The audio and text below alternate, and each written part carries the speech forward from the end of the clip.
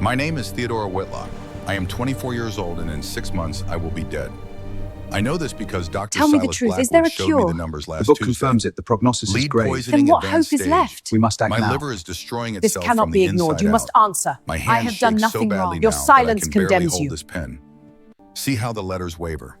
By next month, I will need my sister Louisa to write for me. By winter, I will need her to speak for me. By spring, there will be nothing left to say. But before I die, I need you to understand something. I need you to know that I did everything right. I was the perfect lady. I followed every rule, obeyed every instruction, embodied every virtue that Boston society demanded of a young woman of good breeding. And that is precisely what killed me. This is my confession, my testimony, my warning.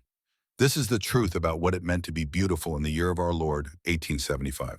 The morning of June the 3rd begins like every morning has begun for the past 11 years. Darkness still fills my bedroom at 5:30 when I hear the door open. No knock. There never is. A lady does not lock her door against her own servants. Marcy enters carrying the silver tray, her footsteps silent on the Turkish carpet that has not been beaten clean in 8 months. The room smells of lavender sachets and something else underneath, something sour and organic that the lavender cannot quite mask. I do not open my eyes yet. I am learning to notice things I never noticed before.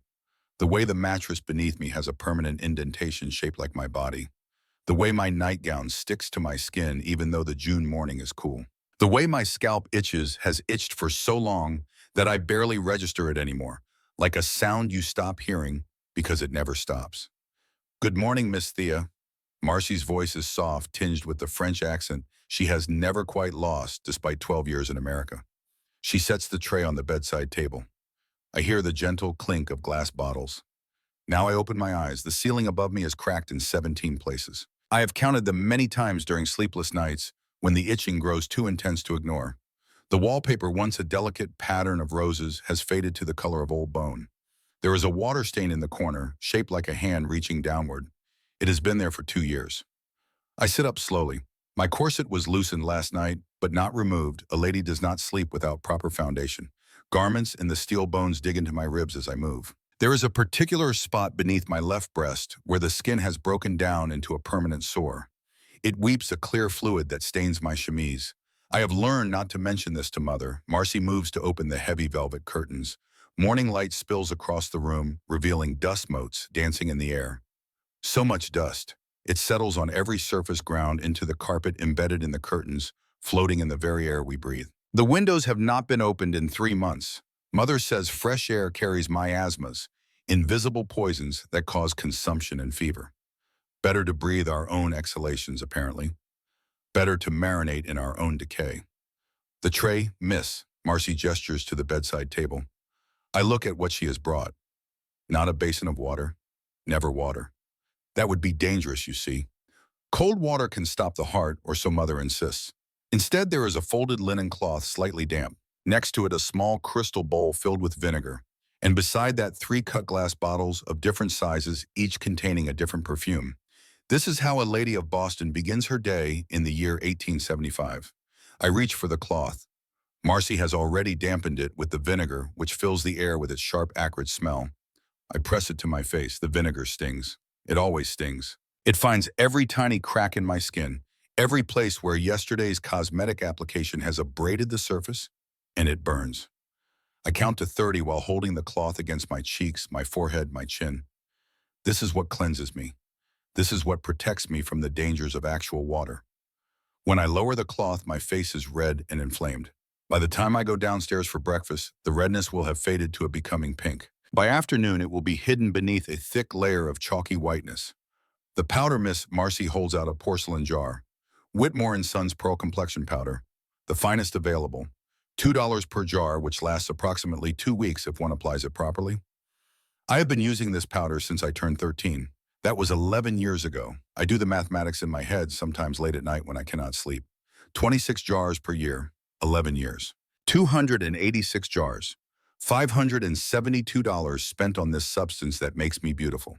$572 spent on poison. But I do not know this yet.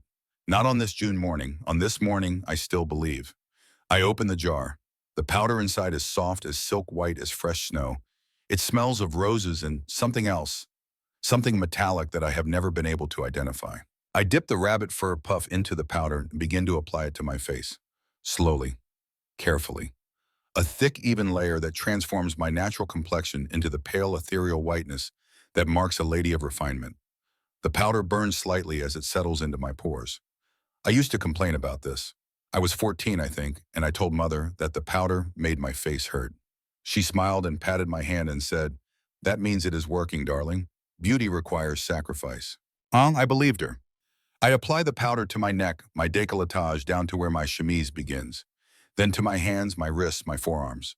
By the time I finish, I look like a porcelain doll, perfectly colorless, perfectly still, perfectly bloodless. "Your hair, miss." Marcy's voice is carefully neutral. My hair. I have not washed my hair in 3 weeks. Not with water, at least. Water weakens the hair, Mother says. It strips away natural oils and causes the hair to become brittle and break. Instead, I use powder. Rice powder mixed with lavender and orris root. It absorbs the oil, you see. It makes the hair look clean without the danger of actually cleaning it. Marcy begins to work. She sections my hair and sprinkles the powder through it with practiced efficiency. White dust falls on my shoulders on the floor into the air, where it mingles with all the other dust in this room that has not seen fresh air in months. As she works, I see them, moving in my hair, small dark shapes against the lighter strands. I have excellent eyesight, one of the few parts of my body that the cosmetics have not yet damaged, and I can see them clearly in the morning light. Lice, perhaps 40 or 50 of them. They move slowly through the forest of my hair, feeding on my scalp, laying their eggs in clusters near the roots. I say nothing. Marcy says nothing. We both pretend not to see them. Everyone has them. Every lady in Boston, from the wealthiest on Beacon Hill to the poorest shopkeeper's daughter. We all have lice in our hair. We all scratch when we think no one is looking. We all find them on our pillows in the morning, crushed against the linen, small brown bodies that we brush away and never mention. It is normal. It is refined. It is what ladies do.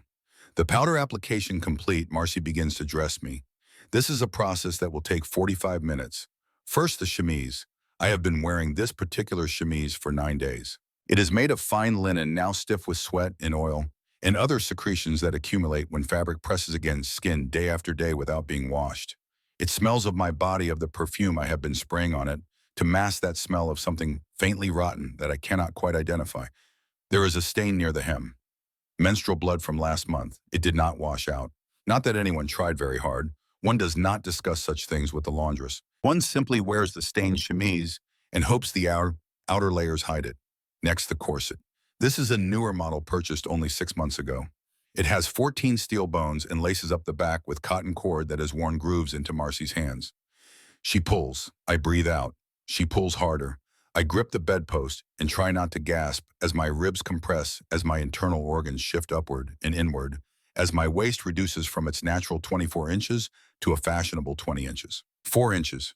4 inches of flesh in bone and organ compressed into a smaller space. This is beauty. This is refinement. This is what makes a man look at you and see not a person but an ideal. The lace is tight. I can take only shallow breaths now. Deep breathing is impossible. Running is impossible. Bending is difficult. Sitting requires careful positioning. But my waist is 20 inches, and when I stand sideways, my silhouette is perfect. There is a place beneath my left breast where the corset rubs. Always the same place. The skin there is red and raw and weeping. I mentioned this to Mother last month. She said it would toughen eventually. She said her own corset scars were a mark of discipline and self-control. I am still waiting for the skin to toughen. Over the corset, Marcy layers the petticoats. 3 of them today, as it is summer, and we can dispense with the heavier winter layers. But these 3 still weigh 8 pounds combined. 8 pounds of cotton and linen and lace hanging from my compressed waist, pulling down on the corset, making every movement an exercise in balance. Finally, the dress. Today's selection is a morning dress of pale blue silk with cream-colored lace at the collar and cuffs. It has not been cleaned since I purchased it 6 weeks ago. One does not clean silk dresses frequently. The process is laborious and risks damaging the fabric. Instead, one airs them out, brushes off any visible dirt, and applies more perfume. I can smell the dress as Marcy lifts it over my head. It smells of me, of sweat trapped between layers of fabric, of perfume sprayed daily to mask that sweat, of the sour, sweet smell of a body that has not been properly cleaned in far too long. but it looks beautiful. The blue silk catches the morning light. The lace is delicate and feminine. When I look in the mirror, I see a lady of refinement and taste. I do not see the woman rotting inside those beautiful clothes. The dressing complete, I make my way downstairs to breakfast. This is a journey of approximately 40 steps. With the corset compressing my organs and the petticoats weighing me down, I must move slowly, carefully, one hand on the banister. My breath comes in shallow gasps. Sweat begins to form on my brow, threatening to streak the powder. I pause on the landing to spray more perfume. L'Amour de Paris, purchased from the French perfumer on Boylston Street for $3 per bottle. I spray it on my neck, my wrist, the front of my dress. The scent is overwhelming, roses and jasmine, and something chemical underneath that makes my eyes water. But it covers the smell of my unwashed body, so I spray more. The breakfast room is already occupied when I enter. Father sits at the head of the table, hidden behind his newspaper. Judge Cornelius Whitlock, 56 years old, respected member of the Boston Bar, a man who has sentenced criminals to death, but has never once questioned why his own daughters are dying in front of him.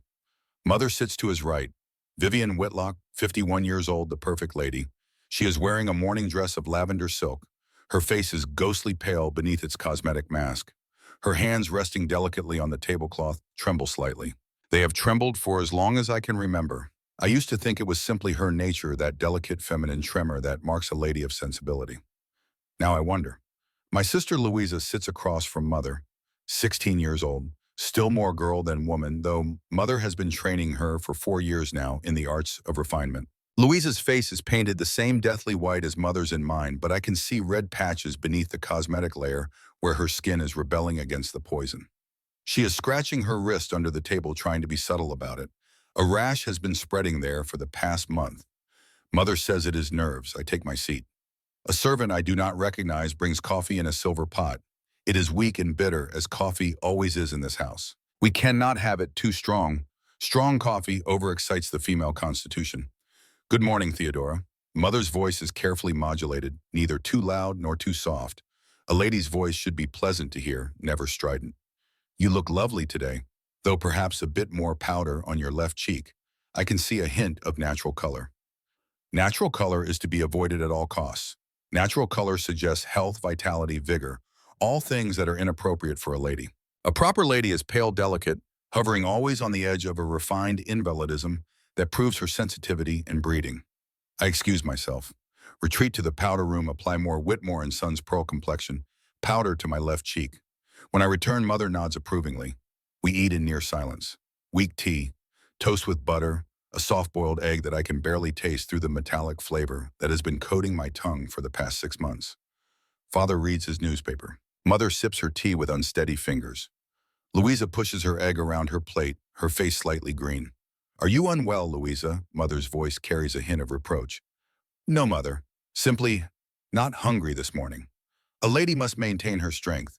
But Mother's own plate is barely touched. She has grown thinner in the past year, her skin taking on a yellowish cast beneath the powder. But we do not mention this. We do not mention the way her hands shake, the way she sometimes loses her train of thought, mid-sentence, the way she has stopped attending evening engagements, because the effort of dressing exhausts her. We pretend, we smile, we powder our faces and tighten our corsets and say nothing about the slow decay happening in these beautiful rooms. The doorbell rings. Our butler Michaels appears in the doorway. Mr. Beauregard Thornhill to see Miss Theodora.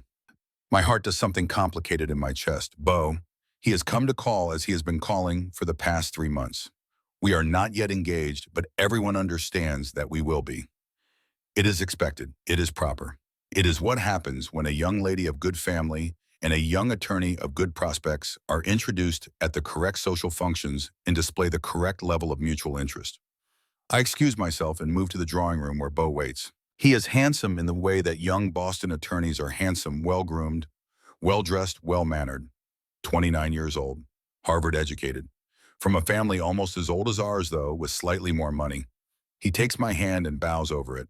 His lips do not quite touch my glove.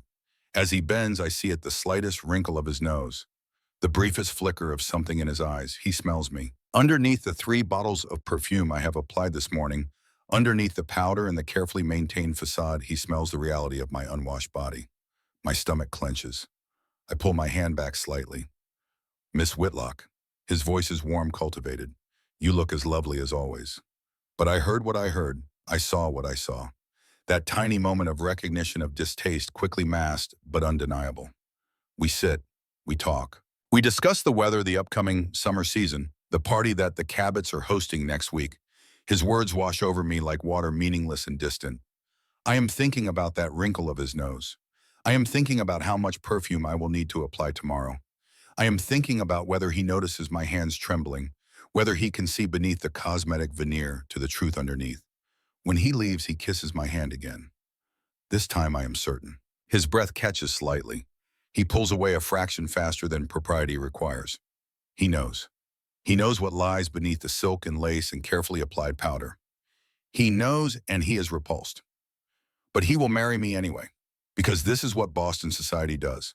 We marry our equals regardless of what truths we discover in the process. Love is not required. Honesty is not required. Only the appearance of propriety. I return to my room after he leaves. Marcy is changing the bed linens, a task performed once every 2 weeks, as more frequent changing is considered wasteful. The sheets she removes are gray, with use damp, with 2 weeks of nighttime sweat, spotted with blood, and other fluids that accumulate when a body occupies the same space night after night. She does not comment. She simply bundles them up and replaces them with sheets that are marginally cleaner, though they too carry the musty smell of linens that have been stored in a damp room for too long. I sit at my dressing table and look at myself in the mirror. Chalky face, bloodless lips, hands that quiver when I try to hold them still. I am beautiful. I am refined. I am everything a Boston lady should be. I am also, I realize with sudden clarity, dying. The thought arrives fully formed, undeniable. I am dying. Slowly perhaps, but certainly. My hands shake because something is wrong inside my body. My skin breaks down because the powder I apply to it every day is not protecting it, but destroying it.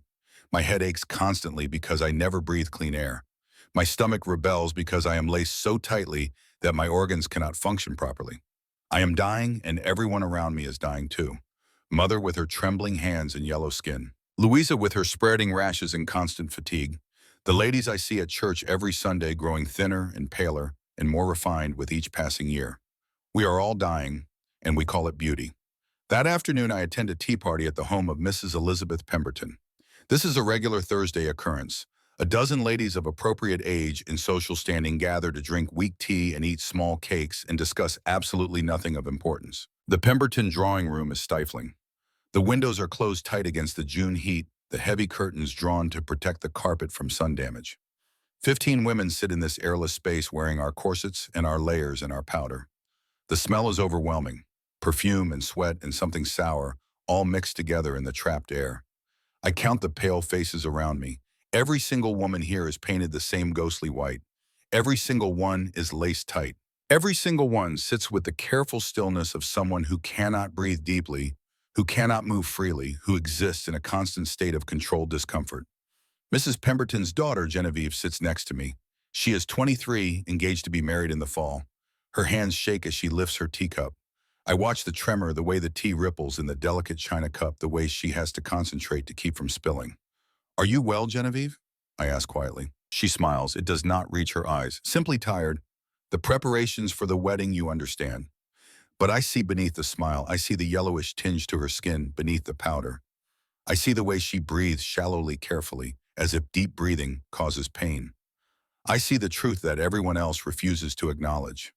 Genevieve is dying, just like Mother, just like me. The conversation flows around us. Mrs. Cabot discusses her new draperies.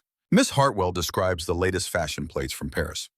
Mrs. Thornhill Bow's mother makes a pointed comment about the importance of maintaining proper standards of refinement in an increasingly common age. No one mentions the smell.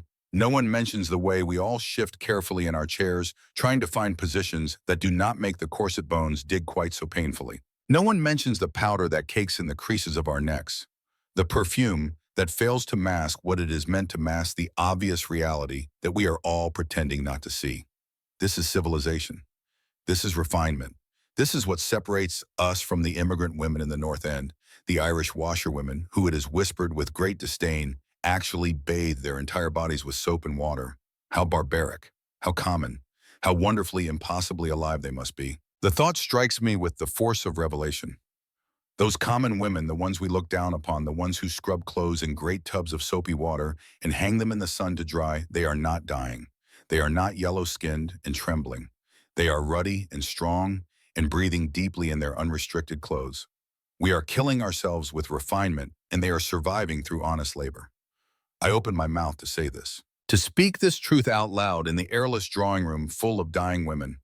But before I can form the words, Genevieve makes a small sound beside me. I turn just in time to see her eyes roll back, to see her body go limp, to watch as she slides from her chair to the floor in a graceful, silent collapse. Chaos erupts. Women rush to her side. Smelling salts are produced. Someone calls for a doctor, Mrs. Pemberton. Genevieve's mother kneels beside her daughter and pats her pale face, leaving marks on the perfect surface.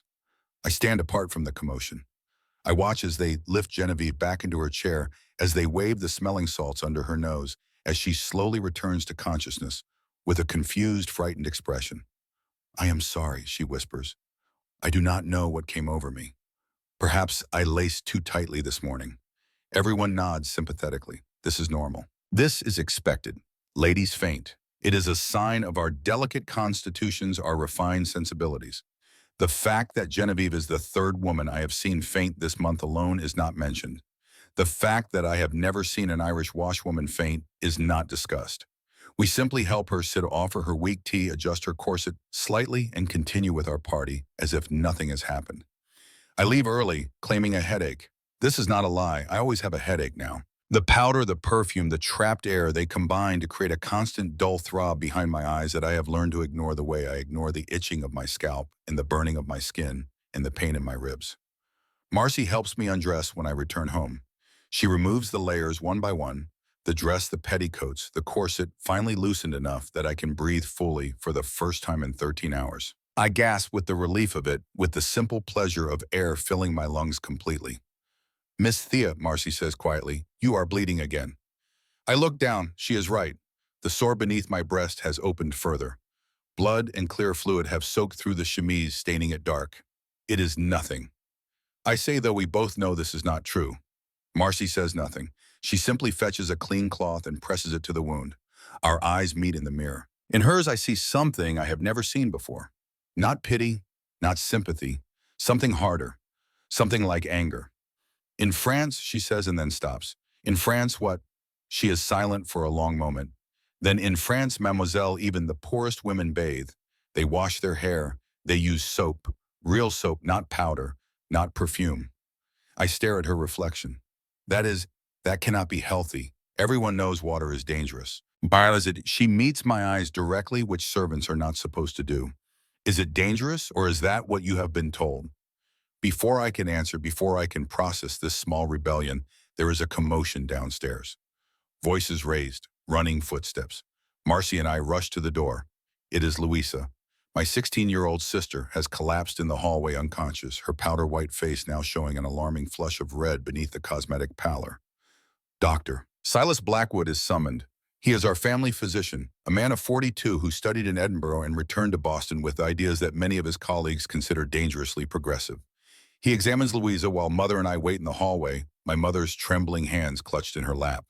When he emerges, his expression is grave. "Mrs. Whitlock, your daughter is severely anemic. She also appears to be suffering from some form of toxicity. I cannot say for certain without further examination, but her symptoms are consistent with heavy metal poisoning." Mother's face goes even paler beneath her powder. "That is impossible. Louisa has been perfectly healthy. She follows all proper protocols for a young lady's health." "And what are those protocols?" Dr. Blackwood's voice is carefully neutral. "She powders daily with the finest cosmetics. She avoids excessive bathing, which weakens the constitution. She maintains proper posture with appropriate foundation garments. She takes no vigorous exercise. She balm and... Forgive me, Mrs. Whitlock, but I must ask, what powder does Louisa use?" "Whitmore and Son's Pearl Complexion Powder, the very finest available."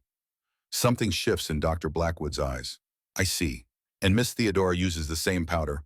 Of course, it is what refined ladies use." He turns to look at me, then really look at me for the first time. His eyes move from my chalky face to my trembling hands to the way I stand carefully, still afraid that any sudden movement will make the corset bones dig deeper into the wound beneath my breast. "Miss Whitlock, may I examine you?" I look at Mother. She nods, though her expression suggests she finds the request somewhat improper. In the examination room, Dr. Blackwood asked me to remove my gloves. My hands, free from the kid leather, are mottled and discolored. The skin peels in places. My fingernails have a bluish tinge. He asked me to open my mouth. He examines my gums, which are receding and bleed easily. He looks at my tongue, which is coated in a white film that I thought was normal, but apparently is not.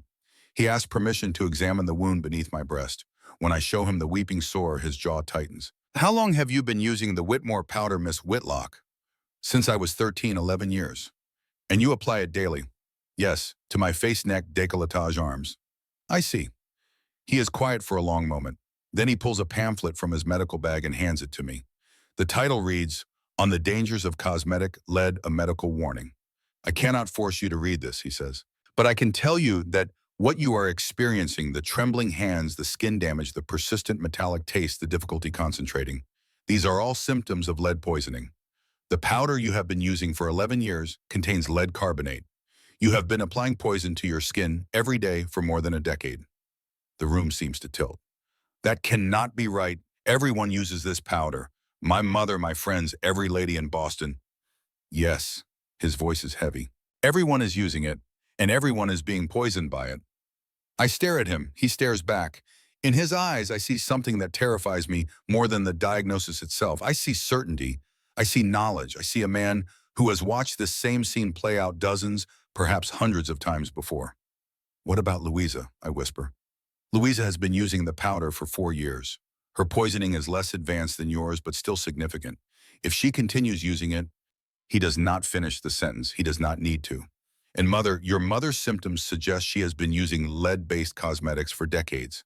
Her trembling, her yellow skin, her fatigue, these are all consistent with chronic lead poisoning. I sit down heavily, forgetting the corset, gasping as the steel bones dig into my ribs. Why has no one said anything? Why do doctors not warn us? Some have tried. His voice is bitter. I have tried. But the cosmetics industry is powerful, Miss Whitlock. They have friends in high places. They advertise in all the newspapers. They donate generously to medical schools. And most of my colleagues are more interested in maintaining good relationships with their wealthy patients than in telling those patients uncomfortable truths. I look down at the pamphlet in my hands. My vision blurs slightly, another symptom I realize now of the poison I have been applying to my face every morning for 11 years. What do I do? The question comes out as a whisper. Stop using the powder immediately. Bathe regularly, yes, with water, real water. Soap will not harm you. Fresh air will not harm you. Deep breathing will not cause consumption. He pauses. But I must warn you, Miss Whitlock. Society will not approve. You will be seen as eccentric, at best improper at worst. I think of Beau wrinkling his nose at my smell. I think of Mother's horrified reaction if I appeared at breakfast without powder. I think of the ladies at Mrs. Pemberton's tea party, all of us sitting in our airless room, all of us dying together in perfect refinement. Dr. Blackwood, I say slowly, if I stop using the powder, will I recover? His expression is compassionate but honest. Some of the damage may be permanent. Your trembling may persist. Your liver has been compromised. But yes, if you stop now, you will likely survive. Many women who continue using lead powder for as long as you have do not survive. He means they die. They die at 30, at 40, at 50. They die of mysterious wasting illnesses, of organ failure, of infections their poisoned bodies cannot fight. And everyone nods sadly and says, what a tragedy, what a loss, how fragile the female constitution is. No one says we killed her. With our beauty standards and our rigid protocols and our insistence that nature is dangerous and poison is safety, we killed her. I stand. The movement is careful, controlled. Years of corset training have taught me to move as if I am made of porcelain, as if sudden motion might shatter me. Perhaps it might. Perhaps I am already broken, have been broken for years, and have simply been too well trained to notice. Thank you, Dr. Blackwood. I would like to keep this pamphlet if I may. Of course. And Miss Whitlock, if you decide to make changes, I know women who can help. Women who have learned to live differently. Women who are surviving. I take the pamphlet back to my room. That night, after Marcy has helped me into my nightgown and left me alone in my bed that has not been properly cleaned in months, I read it by candlelight. The words blurred together, medical terminology, chemical formulas, statistics about absorption rates and toxicity levels. But one sentence stands out printed in bold letters at the bottom of the page. Lead poisoning is cumulative and largely irreversible. Prevention is the only cure. I set down the pamphlet. I look at myself in the small mirror on my bedside table. Even in the dim candlelight, I can see the white powder caked on my face. It fills every pore, every wrinkle, every crack in my damaged skin. It is in my hairline, in the creases of my neck, probably in my lungs, from breathing the powder-filled air of my bedroom for 11 years. I am 24 years old. I have been poisoning myself for 11 years. If I stop now, I might live to 30, 40 if I am fortunate. But the damage is done. The lead is in my bones, in my organs, in the very cells of my body. I did everything right. I followed every rule. I was the perfect lady. And now I am going to die. But Louisa has only been using the powder for 4 years. Louisa might still have time. Louisa might still be saved. I blow out the candle and lie in the darkness. My scalp itches with lice. My skin burns beneath the powder. My ribs ache where the corset has broken down the flesh. The sheets beneath me smell of weeks of accumulated sweat and body odor that no amount of lavender sachet can disguise. This is refinement. This is beauty. This is civilization. This is death wearing a silk dress. And tomorrow I will wake up and make a choice. I will either continue down this path, following it to its inevitable conclusion in a coffin lined with white satin, my poison white face peaceful in death as it never was in life. Or I will choose something else, something radical, something dangerous. I will choose to live. Over the next 3 days, I watch my family with new eyes. I watch Father at breakfast hiding behind his newspaper, as he has done for as long as I can remember. But now I notice things I never noticed before. The way his eyes flick toward Mother when she sets down her teacup with shaking hands. The way his jaw tightens when Louisa pushes away her plate too nauseated to eat. The way he looks at me, really looks at me when he thinks I am not watching. He knows something is wrong. He has always known. He simply does not know what to do about it. On the second day after Dr. Blackwood's diagnosis, I find Father in his study after dinner. This is unusual. I rarely enter this room. It is his sanctuary lined with law books and smelling of pipe tobacco and old leather. But tonight I knock on the door and wait for his gruff enter before stepping inside. He looks up from his papers, surprised. Theodora, is something wrong? Everything is wrong, I want to say. We are all dying and you are doing nothing. But I have been raised to be polite, to be gentle, to never speak uncomfortable truths. Father, I need to ask you something about Mother. He sets down his pen. His expression becomes guarded. What about your mother? How long have her hands been shaking? Silence. Long enough that I think he will not answer. Then, since before you were born, 25 years, perhaps more.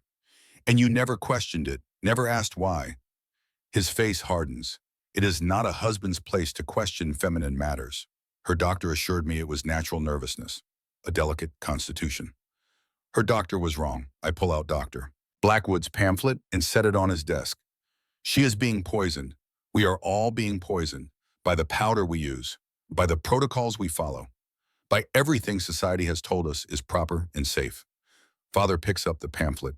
He reads slowly, his expression unchanging. But I see his knuckles whiten as he grips the paper. When he finishes, he is silent for a long moment. He stops, starts again. This is why Louisa collapsed. Yes. And why he gestures vaguely at my hands, which are trembling visibly now that I am tired and stressed. Yes. He sets down the pamphlet carefully as if it might explode. What does Dr. Blackwood recommend? That we stop using the powder, that we bathe with water and soap, I take a breath, that we disregard everything Mother has taught us about how ladies should live. Father stands. He walks to the window looking out at Beacon Street below. Gas lamps are being lit, casting pools of yellow light on the cobblestones. Carriages pass, carrying families to evening engagements. The whole city is going about its business, unaware that in this study, in this moment, something is shifting. Your mother will not accept this, he says finally. You know that, yes, she has lived by these rules her entire life. They are not just habits to her. They are identity, morality, everything she believes about what it means to be a good woman. I know. And if you defy her, she will see it as rebellion, as disrespect, as proof that she has failed to raise you properly. I know that too. He turns from the window. In the lamplight, he looks old, tired. But you are going to do it anyway. It is not a question. I am going to try to survive, Father, and I am going to try to help Louisa survive. If that is rebellion, then yes, I'm going to rebel. We look at each other across the study, father and daughter, judge and accused. But also, and this is new, surprising, two people who understand each other for perhaps the first time. I have been a coward, Theodora. His voice is quiet. I have watched your mother's health decline for 25 years. I have watched her powder her face every morning, watched her hands shake, watched her grow thinner and yellower. And I have said nothing, because it was easier to pretend, easier to trust the doctors and the customs and the comfortable lie that everything was normal. He moves to his desk, unlocks a drawer, and pulls out a leather wallet. From it, he extracts several bills. This is $50. Find whatever you need. Soap, clean clothes, whatever Dr. Blackwood recommends. And Theodora, he looks at me directly. If your mother forbids it, if society condemns it, if the entire city of Boston thinks you have lost your mind, do it anyway. I will not watch another daughter die from following all the rules. I take the money with shaking hands. Thank you, Father. Do not thank me. I should have done this 20 years ago, before. He does not finish. Before your mother was too far gone. Before the poison had decades to accumulate. Before it was too late. You are doing it now, I say. That is what matters. He nods once, sharp and decisive. Then he returns to his papers, conversation over. But as I leave, I hear him say so quietly I almost miss it. Save your sister Theodora and save yourself. I cannot lose both of you. That night I make my decision, not just to stop using the powder. That is obvious, necessary, already decided. But something more, something larger. If I am dying anyway, if I have only a few years left, then I will not waste them in silence. I will not die quietly while other women continue to poison themselves, believing the same lies I believed. I will speak. I will warn. I will count the bodies and name the killers and refuse to shut up, even if it costs me everything. Especially if it costs me everything. Because what is left to lose? My engagement to Beau is already doomed. He could barely stand the smell of me with perfume. He certainly will not want me without it. My social standing is fragile at best. My health is compromised beyond full repair. But my voice, my pen, my ability to tell the truth, those they have not taken from me yet. I light a candle and begin to write. Not a diary entry, not a letter, something else. The truth, all of it. Everything I have learned and noticed and finally allowed myself to see. I write until my hands cramp, until the candle burns low, until I hear the first sounds of the household stirring below, servants beginning their morning routines. And when Marcy enters at 5:30 with her tray of vinegar and powder and perfume, I am ready. Marcy, I say, tonight will you teach me how to wash, really wash, the way women do in France? She sets down the tray slowly. Her eyes search my face. Are you certain, miss, if Madame finds out? Let me worry about Mother. Will you teach me? For the first time since I have known her, Marcy smiles, really smiles. Not the careful servant's smile, but something genuine and fierce. Oui, mademoiselle. Tonight I will teach you how to live. The decision arrives not as a thunderclap, but as a whisper in the darkness of my bedroom at 3 in the morning, when the powder on my face has dried to a suffocating mask and I cannot sleep because my scalp burns with the movement of 100 tiny bodies feeding on my blood. I will stop. 3 simple words, but they carry the weight of revolution. I will stop applying poison to my face. I will stop pretending that vinegar is cleaner than water. I will stop lacing myself into a cage that crushes my organs and breaks my skin. I will stop participating in my own slow murder. But I will do it quietly, carefully, because I am still enough of a Boston lady to understand that open rebellion will accomplish nothing except my complete social exile. And if I am to help Louisa, if I am to warn other women, I cannot do it from outside society's walls. I must work from within, even as I dismantle everything I have been taught to believe. Morning comes. Marcy enters with her tray. The silver bottles catch the early light. Vinegar, perfume, and in the porcelain jar, the white powder that has been killing me for 11 years. Marcy, I say, and my voice sounds strange even to my own ears. I need to ask you something. In France, you said women bathe with water, real water. She sets down the tray slowly. Her eyes meet mine, and I see in them a flicker of something, hope, perhaps, or fear. Yes, mademoiselle. Could you teach me? Not here. Mother cannot know. But somewhere, could you teach me what that is like? For a long moment, she is silent. Then she nods once, a sharp, decisive motion. Tonight, when the house sleeps, I will show you. The day passes in excruciating normalcy. I apply the powder less than usual, just enough to avoid Mother's notice.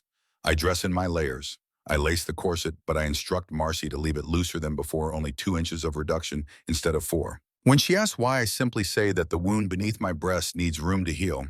She understands. She says nothing. She simply nods and ties the laces with the new measurement. Already I can breathe differently. Not deeply, not yet, but differently. The air reaches parts of my lungs that have been compressed for so long I had forgotten they existed. At breakfast, Mother examines me with narrowed eyes. "Theodora, you look rather flushed this morning. Are you using less powder?" "No, Mother. Perhaps it is the heat." The lie comes easily. I have been trained in deception all my life after all. We call it manners. She accepts this with a small nod. Father says nothing, but he catches my eye across the table and gives the slightest inclination of his head. Approval, support, permission to continue. Louisa watches me with open curiosity. She knows something has changed. Sisters always know. That afternoon, Louisa appears at my bedroom door. She closes it carefully behind her and leans against it, breathing hard. The effort of climbing the stairs has exhausted her. This is what Mother calls delicate constitution. Dr. Blackwood would call it organ damage from poisoning and restriction. "Thea," her voice is barely a whisper, "what did Dr. Blackwood tell you yesterday after he examined you?" I consider lying. The old Theodora, the obedient one, would protect her younger sister from uncomfortable truths. But the new Theodora, the one who read about lead poisoning by candlelight, the one who felt her first full breath in years, she knows that protection and poisoning are sometimes the same thing. "He told me that the powder we use contains lead, that we have been poisoning ourselves, that Mother has been poisoning herself for 30 years, and you for 4, and I for 11. Louisa's hand goes to her face, touching the chalky surface as if she can feel the poison beneath. "That cannot be true. Mother would not." "Mother does not know." I speak gently but firmly. "She was taught the same lies we were taught. That water is dangerous. That powder protects. That beauty requires sacrifice. She believes these things because she was trained to believe them, just as we were. But everyone uses this powder. All the ladies. If it were truly poisonous, surely someone would have said something." I hand her the pamphlet Dr. Blackwood gave me. "Read this. Then tell me if you still believe that everyone would speak up." She takes it with trembling hands, hands that tremble for the same reason mine do, for the same reason Mother's do. Lead poisoning affects the nervous system. It accumulates in the bones. It destroys the body from the inside while we smile and powder our faces and pretend that this is what civilization looks like. While she reads, I watch her face. I see the moment comprehension arrives. The way her eyes widen. The way her breath catches. The way her hand unconsciously goes to her stomach, where the corset compresses organs that are already struggling to process the poison we have been feeding them. "Oh God." The words come out as a whisper. "Genevieve, at the tea party yesterday, when she fainted. Is she poisoned?" "Yes, we are all poisoned, Louisa. Every lady in Boston who follows the proper protocols for refinement. We are killing ourselves, and we call it beauty." She sets down the pamphlet. Her hands are shaking harder now, and I cannot tell if it is from the lead, or from fear, or from rage. Perhaps all three. "What do we own? We about you. Not what should I do? We." This is how rebellion begins. Not with grand speeches or dramatic gestures, but with one person asking another, "What do we do?" Tonight, I tell her Marcy is going to show me how women in France wash themselves. Really wash. With water and soap. You should come. Mother will. Mother is asleep by 10 o'clock every night. She takes laudanum for her headaches. Headaches that are almost certainly caused by lead poisoning, but I do not say this aloud. She will not know. Louisa is silent for a long moment, then she nods. "I will come." That night, after Mother has retired to her room and Father has retreated to his study with his brandy and his legal documents, Marcy comes to my room. She carries nothing but a small bundle wrapped in cloth. "Come," she says quietly, "both of you." We follow her through the darkened house, moving silently in our nightgowns, 2 white ghosts haunting our own home. She leads us not to the washroom, Mother would hear the water running, but to the kitchen, where the servants bathe once a week in water heated over the great stove. The kitchen is empty now, the fire's banked for the night. But Marcy has prepared. There are 2 large basins filled with water. Steam rises from them in the dim lamplight. "This is hot water," she says, gesturing to the basins. "Clean heated just now. And this?" She unwraps the bundle to reveal a bar of pale yellow soap. "Is soap. Real soap, made from lemon, lye, and fat, nothing more. No lead, no arsenic, no poison. Louisa and I stare at the basins as if they contain something exotic and dangerous. In a sense, they do. We have been taught all our lives that water is the enemy, that immersing ourselves in it will cause consumption, fever chills, weakness, death. But we have also just learned that what we thought was safety was actually poison. I will show you, Marcy says. She rolls up her sleeves. She is wearing a simple cotton shift and dips her hands into the water. Not tentatively, not fearfully. She simply puts her hands into the hot water as if this is the most natural thing in the world. You wet the skin, she says. Then you take the soap. She rubs the bar between her wet hands and foam appears. White, clean foam that smells nothing like the perfumes we spray on ourselves. It smells pure, simple, honest. She rubs the soap foam over her hands, her wrists, her forearms. Then she rinses them in the water. When she lifts her hands out, they are pink and clean and whole. No cosmetic mask, no perfume, just skin-healthy human skin. Your turn, she says, looking at me. I step forward. My heart is pounding. This feels like crossing some invisible line, like stepping off the edge of the known world into territory that has been marked as dangerous on all the maps. I dip my hands into the water. It is warm. Not burning, not cold, just warm and welcoming. My powder-coated hands turn the clear water slightly gray as the cosmetic begins to dissolve. I can see the swirls of white poison floating away from my skin. Marcy hands me the soap.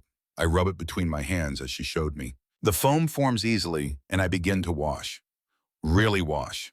Not wiping with vinegar, not spraying with perfume. Washing with water and soap the way humans have been washing themselves for thousands of years before some man in Boston decided that water was dangerous and powder was safe. The soap stings where my skin is damaged, where the powder has eaten through the surface and created small wounds. But beneath the sting there is something else. Relief, the feeling of being clean. Actually clean, not perfumed, not masked. Clean. I rinse my hands. The water runs gray, then clearer, then clean. When I lift my hands out, I can see my actual skin for the first time in years. It is red and damaged and scarred, but it is mine. Real, not hidden beneath layers of poison. Louisa goes next. She washes her hands with the careful attention of someone performing a sacred ritual. When she finishes, we stand together, looking at our clean hands in the lamplight. Is this all? Louisa's voice is small. We just wash with water, and that is enough. Marcy smiles. It is a sad smile weighted with knowledge. That is enough. Water and soap. The same thing every peasant woman in Europe has known for centuries. The same thing your mother and your grandmother and every woman in Boston has been told will kill them. But we have been using vinegar, I say. Vinegar is supposed to cleanse without the danger of water. Vinegar burns the skin. Marcy's voice is matter of fact. It creates tiny wounds. Then you apply powder that contains lead, which enters your body through those wounds. The vinegar does not protect you. It helps poison you more effectively. The words land like stones in still water, sending ripples of realization through everything I thought I knew. We have been systematically destroying ourselves. Not through ignorance, though. There is ignorance, but through a carefully constructed system of beauty practices designed to make us helpless, delicate, dependent, designed to keep us weak enough that we cannot threaten the order of things. May we wash more than our hands? I ask. Marcy nods. If you wish, I can heat more water. She leaves us alone in the kitchen while she fetches more. Louisa and I stand in silence looking at our clean hands. Finally, she speaks. Thea, if we stop using the powder, if we start bathing with water, Mother will know. Everyone will know. They will say we have become common, unrefined. They will say we have lost our minds. I know. Beau will end your engagement. Perhaps. I think of the way he wrinkled his nose at my smell, even beneath the perfume. Or perhaps he will prefer a wife who does not reek of rot beneath her rosewater. Louisa laughs a small, startled sound. Then her face grows serious. I am frightened. So am I. But you are still going to do it. Stop using the powder. Start washing. I look at my hands. Red, damaged, but clean. Yes, because the alternative is dying slowly while pretending everything is fine. And I find I am tired of pretending. Marcy returns with more hot water. Over the next hour, she teaches us what she learned growing up in a small village in France, what every woman outside of refined Boston society knows instinctively how to bathe. We wash our faces first. The powder dissolves in the water, revealing the damaged skin beneath. My face is red and inflamed, covered in small sores where the powder has eaten through. Louisa's is better. She has only been using it for 4 years, but still scarred. The soap stings. The water feels strange against skin that has not been truly wet in months. But as the powder washes away, I can feel my face again. I can feel the air against my actual skin, not against a cosmetic mask. We wash our hair next.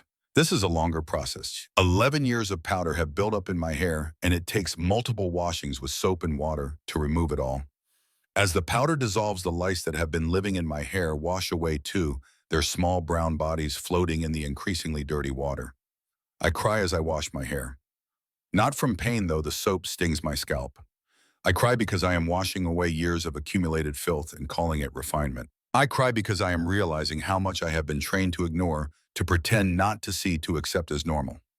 I cry because I am angry, furiously bone-deep angry at every person who taught me these lies, who enforced these standards, who valued my appearance over my survival. By the time we finish, the water in the basins is gray and scummy, with dissolved powder, dead lice, and years of accumulated dirt. We stand in our wet nightgowns, our clean hair hanging loose around our shoulders, our faces bare and damaged and real. Marcy brings us towels, rough cotton, nothing like the soft linen we use in our rooms, and we dry ourselves.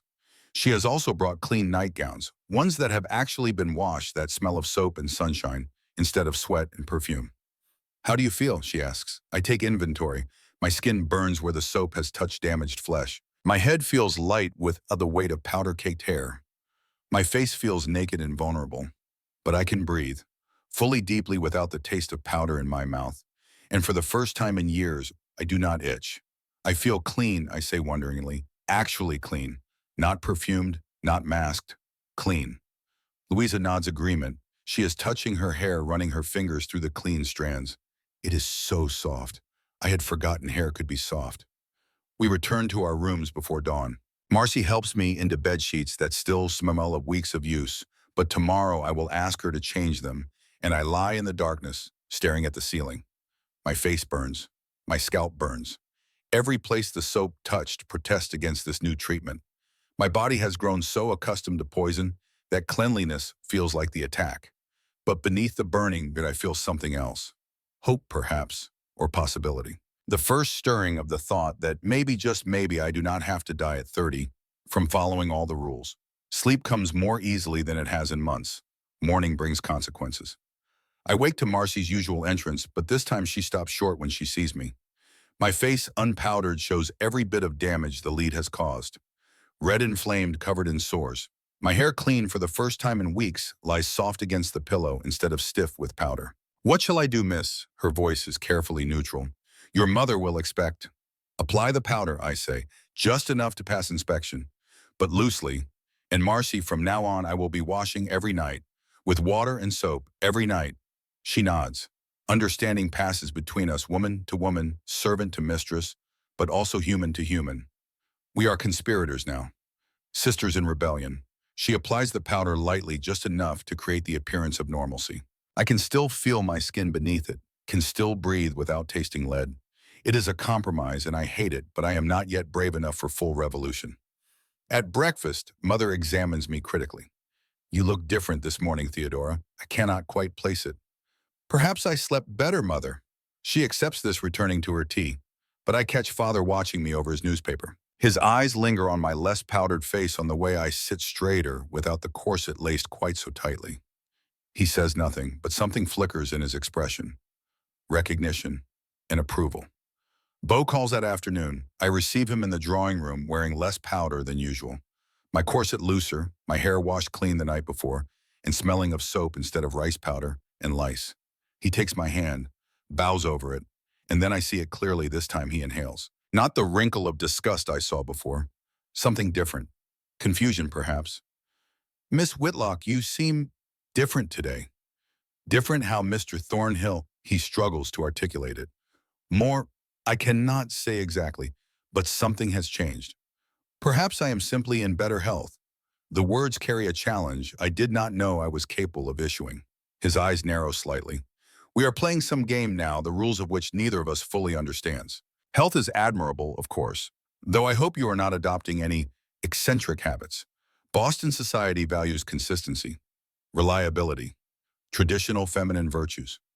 Traditional feminine virtues, like applying poison to your face daily, like lacing yourself so tightly your organs fail, like dying gracefully before 40 and being praised for your delicate constitution. I value life, Mr. Thornhill. Does that count as traditional? The words are out before I can stop them. Bo stares at me. In his eyes, I see the exact moment he realizes that something fundamental has shifted, that the compliant powder-pale Theodora who accepted his courtship is being replaced by someone else, someone who washes her hair with soap, someone who breathes deeply, someone who asks dangerous questions. Miss Whitlock, are you quite well? You sound almost fevered. I assure you I have never been more clear-headed. We sit in uncomfortable silence. The visit, usually a pleasant half hour of meaningless conversation, ends early. As he leaves, he does not kiss my hand. He simply bows stiffly and departs. I watch him go from the window. Marcy appears at my elbow, silent as always. He will break the engagement, she says quietly. I know. Your mother will be furious. I know. You will be ruined, unmarriageable. A cautionary tale told to other young ladies about the dangers of eccentricity. I know. I turn from the window to face her. But I will be alive, and I will be clean, and I will be breathing, and somehow, Marcy, those things seem more important than they did a week ago. She smiles. It is a real smile this time, not the careful servant's smile she usually wears. Oui, mademoiselle, they are. 3 days later, Beau sends a letter. It arrives at breakfast, delivered by a footman in the Thornhill livery. Mother opens it. She always opens my correspondence as is proper, and her face goes deathly pale beneath her powder. Theodora, her voice shakes. Mr. Thornhill he has ended the engagement. The room goes silent. Father lowers his newspaper. Louisa stops pretending to eat her egg. He says, Mother's hands tremble as she holds the letter. He says that you have changed, that you have become unsuitably modern in your habits, that he fears your influence on his future household would be destabilizing. I feel something inside me that I did not expect. Not grief, not shame. Relief, pure clean relief, like water washing away poison. I see, I say calmly. That is unfortunate. Unfortunate, Mother's voice rises. Theodora, you are 24 years old. This was your best prospect, your only real prospect, and now it is gone. Do you understand what this means? It means I will not marry a man who preferred me when I was dying. The words drop into the breakfast room like stones into a still pond. Mother gasps. Father's newspaper rustles. Louisa stares at me with wide eyes. How dare you? Mother's face flushes red beneath the powder. How dare you speak so? Beauregard Thornhill is from one of the finest families in Boston. He was willing to overlook your peculiarities, your inadequate dowry. And you have thrown it away with your stubbornness and your strange new habits and your... My washing, I ask quietly. Is that what you mean, Mother? My habit of bathing with water and soap, like every common woman in Europe. Like every healthy woman in the world, except for the refined ladies of Boston who are dying at 30 and 40 and being praised for their delicate constitutions. Mother stands. Her chair scrapes against the floor. Go to your room. Now. Mother, Now, Theodora, before you say something even more disgraceful. I stand. I move toward the door, but at the threshold I stop. I turn back. Mother, when did you start using Whitmore's powder? She blinks. What? The powder. The white powder we all use. When did you start? I was 13. My mother gave me my first jar when I began to mature. Why does this matter? You are 51 now. That is 38 years of daily use. And in those 38 years, how many of your friends have died before their time? How many funerals have you attended for women who wasted away from mysterious ailments? How many times have you heard doctors speak of the delicate female constitution, of women's natural weakness, of the unavoidable fragility of our sex? Her mouth opens, closes. No words come out. I am not being obstinate, Mother. I am trying to survive. And I would like to help Louisa survive too. And you, if you would let me. I leave before she can respond. Behind me, I hear her sink back into her chair. I hear the rustle of her dress, the sound of her trembling hands reaching for her teacup. I hear her crying soft and broken for reasons I do not think she fully understands. In my room, I do not cry. I stand at the window looking out at Beacon Street below, at the parade of carriages and fine ladies in their fine dresses, all of them painted the same ghostly white, all of them moving slowly, carefully, as if one wrong movement might shatter their perfect exteriors, all of them dying. Some quickly, some slowly, but all of them dying. I think of Genevieve Pemberton, who fainted at the tea party. I think of the yellow cast to her skin beneath the powder. I think of how she is planning a wedding for the fall, choosing flowers and fabrics and menus, never knowing that she might not live to see her own celebration. Someone needs to tell her. Someone needs to tell all of them. But who will listen to a ruined woman? Who will trust the word of Theodora Whitlock, spurned by Beauregard Thornhill, shamed by her own mother, whispered about in every drawing room in Boston? Perhaps I think that is precisely who will listen. Not the respectable ladies, not the refined women who have too much invested in the system to question it, but the others, the ones who are already outside, the ones who have nothing left to lose. That night I asked Marcy a question. You mentioned women, other women who wash, who know how to live differently. Where are they? She regards me carefully. They are not women you would normally associate with Miss. They are immigrants. Working women, servants, the Irish Aid Society in the North End. Will they speak with me? A Boston lady coming to the North End. She laughs, but not unkindly. They will think you are slumming or mad, or both. I am probably both. Will you take me anyway? She is silent for a long moment. Then, yes, mademoiselle, I will take you.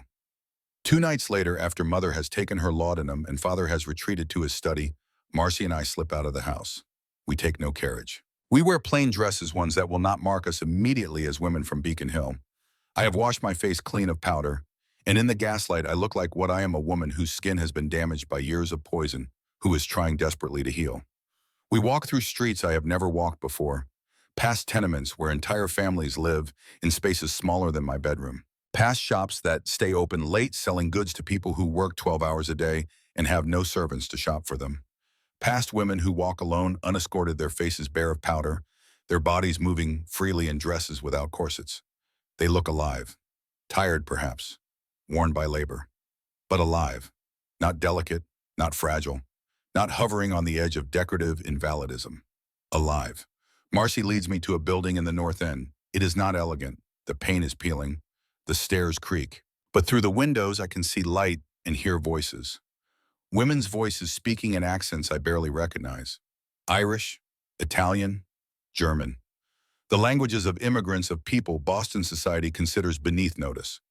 Marcy knocks. A woman opens the door. She is perhaps 40, with the strong build of someone who has worked her entire life. Her face is lined but healthy. Her hands are red and rough. She smells of soap. She looks at me, at my damaged face and my plain dress and my obvious discomfort, and something shifts in her expression. Marcy Desmond, she says. Is this the one you mentioned? This is Miss Theodora Whitlock, Marcy says. She wishes to learn. The woman, Mrs. Fiona O'Rourke, I learn later, steps aside. Then she may enter, but she must listen. No airs, no lectures. If she truly wishes to learn, she must be willing to hear truth from those she has been taught to despise. I am willing, I say. She regards me for another long moment. Then she nods and lets us in. The room is crowded with women, perhaps 30 of them, ranging in age from 16 to 60. They sit on benches on the floor on windowsills. They are drinking tea, strong tea, not the weak stuff served in Boston drawing rooms, and speaking in a mixture of English and other languages. When I enter, the conversation stops. 30 pairs of eyes turn to examine me. I see in their faces skepticism, curiosity, and something harder. Judgment, perhaps.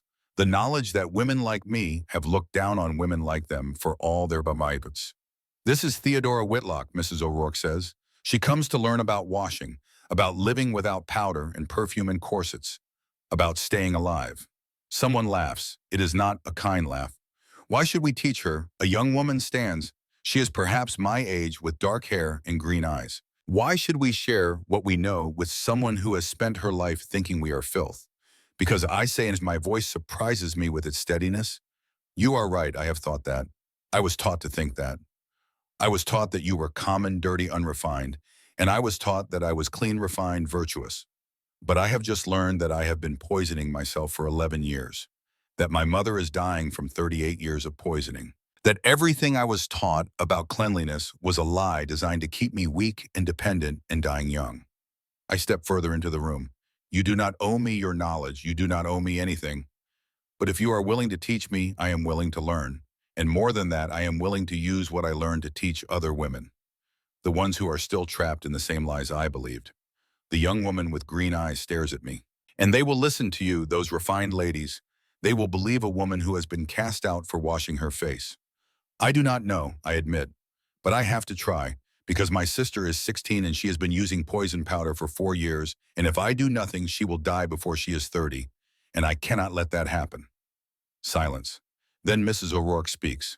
Sit down, Miss Whitlock. Have some tea, real tea strong enough to wake the dead. And we will teach you what every woman in Europe knows but Boston ladies have forgotten. How to live. I sit. Someone hands me a cup of tea. It is indeed strong, bitter, and bracing.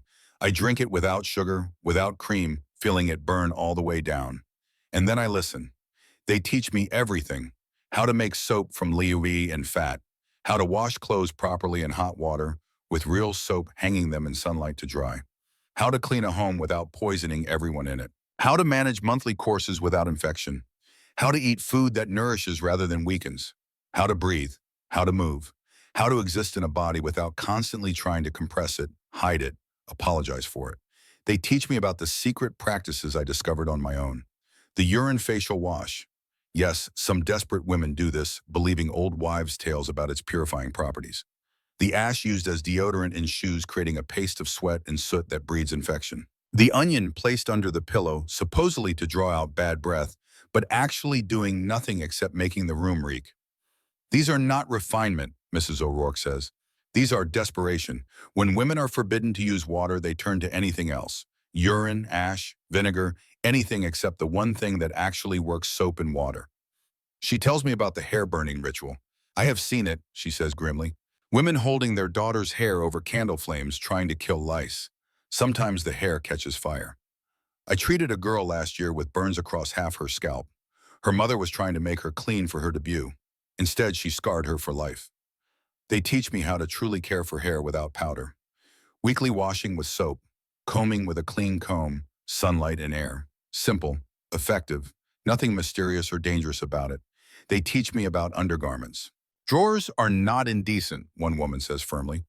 She is a seamstress originally from Italy. They are practical. They keep the body clean. They absorb sweat so that outer clothes last longer. Every woman in Europe wears them. Only in Boston do ladies think that modesty means having nothing between their bodies and their dresses. The impact of this becomes clear. Without proper undergarments, women develop infections, rashes, sores. The thick layers of petticoats and dresses pressed directly against skin become breeding grounds for bacteria. It takes hours. The tea grows cold. The night deepens. Outside, Boston sleeps in its refined ignorance.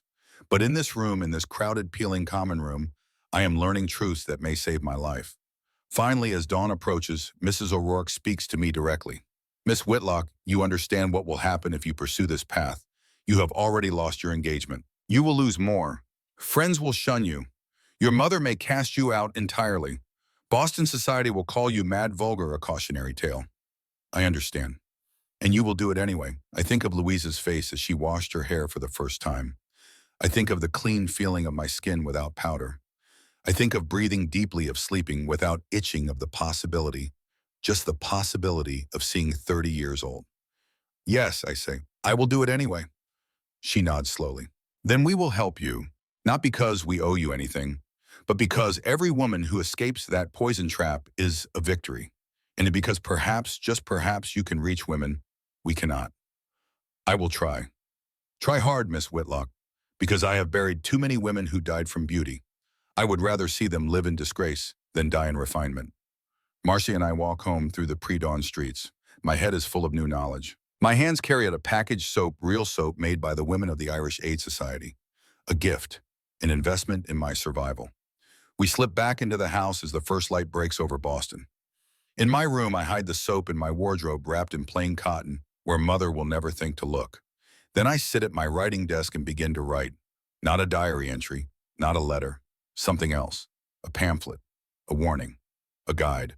A Lady's True Guide to Health, I title it. And I begin to tell the truth that Boston has been hiding for generations. The truth that beauty is killing us, and that we have the power to stop it. I write until my damaged hands cramp, until the sun is fully risen, until I hear Mother stirring in her room preparing for another day of vinegar and powder and slow death. I write because I am 24 years old and I have perhaps 6 years left if I am fortunate. And I intend to use every single one of those years to wage war on the lies that have been killing women for generations. The rebellion has begun, not with armies or speeches or grand gestures, but with soap and water, and one woman's refusal to die quietly. The pamphlet takes 3 weeks to write. Each night after the house falls silent, I sit at my desk and document what I have learned. Not in the flowery language of ladies' magazines, not in the cold clinical terms of medical journals. In plain words that any woman can understand, I tell the truth. I write about lead, about how it accumulates in bone and organ tissue, about how the white powder we apply to look refined and is slowly destroying our livers, our nervous systems, our ability to bear healthy children. I write about corsets, about crushed organs and broken ribs and sores that never heal, about how reducing your waist to please others is the same as slowly suffocating yourself for applause. I write about bathing, about how water does not cause consumption, about how soap cleans without poisoning, about how the immigrants we despise are surviving while we are dying because they wash themselves and we do not. I write about all of it: the urine facial washes, the ash deodorant, the onions under pillows, the hair burning, the lack of undergarments, the beds unchanged for months, the dresses unwashed for weeks. Every hidden, shameful practice that we have been taught is normal. I write about the lies, all of them. Every rule I was taught, every protocol I followed, every piece of advice that led me closer to an early grave. Louisa helps me. She has become my co-conspirator, my fellow rebel. Each night she washes with soap and water. Each morning she applies just enough powder to pass Mother's inspection. Each day she grows slightly stronger while Mother grows weaker. The contrast between them sharpens daily. Mother's hands shake more violently. Her skin takes on a deeper yellow cast. She has stopped attending social functions claiming fatigue. The truth which we do not speak aloud is that she can barely walk from her bedroom to the drawing room without needing to rest. Father notices. I catch him watching Mother with an expression I have never seen before. Not love exactly. We are not that kind of family, but something like regret, something like the dawning realization that he has been complicit in her slow murder. One evening he stops me in the hallway. Theodora. His voice is gruff. He is not a man comfortable with emotion. I have been speaking with Dr. Blackwood about your mother's condition. Yes, Father. He says. Father clears his throat. He says that she is suffering from chronic lead poisoning, that it is likely irreversible at this stage, that she has perhaps a year, 2 at most. I already know this. Dr. Blackwood told me weeks ago, but hearing Father say it aloud makes it real in a way it was not before. I am sorry, Father. Are you Botington? His eyes meet mine. You who have stopped using the powder. You who bathe with water like a common woman. You who have lost your engagement because of your eccentric habits. Are you truly sorry? I consider lying, consider offering the comfort that a good daughter should provide. But I am tired of lies. I am sorry that Mother is dying. I am not sorry that I have chosen to live. He is silent for a long moment. Then he nods, once sharp and decisive. Dr. Blackwood also tells me that you are writing something. A pamphlet about hygiene. My heart stops. Father, How much will it cost to print 1,000 copies? I stare at him. What? 1,000 copies to distribute? How much? I do not know. I had not thought that far. I assumed Mother would forbid. Your mother, Father says quietly, is dying because she believed every lie she was ever told about how a lady should live. I will not watch my daughters die the same way. He pulls out his wallet. Find a printer. Tell him Judge Whitlock will pay. Print your pamphlet. Tell your truths. He hands me $50. More money than I have ever held in my life. Father, I do not understand. You have never. I have been a coward, Theodora. A silent coward who watched his wife poison herself for 38 years and said nothing because it was not my place to question women's matters. His voice breaks slightly. I will not be a coward about my daughters. He walks away before I can respond. I stand in the hallway holding $50 and the permission I never thought I would receive. That night, I finish the pamphlet. The printer I find is a small operation in the West End run by a man named Atticus Hartwell. He is young for a printer, perhaps 35, with ink-stained fingers and progressive ideas. When I explain what I want to print, his eyebrows rise. A Lady's True Guide to Health, he reads from my manuscript, by a concerned woman of Boston. He looks up at me. This is inflammatory, Miss Whitlock. You are essentially accusing the cosmetics industry of murder. I'm accusing them of selling poison while knowing it is poison. Is that not murder?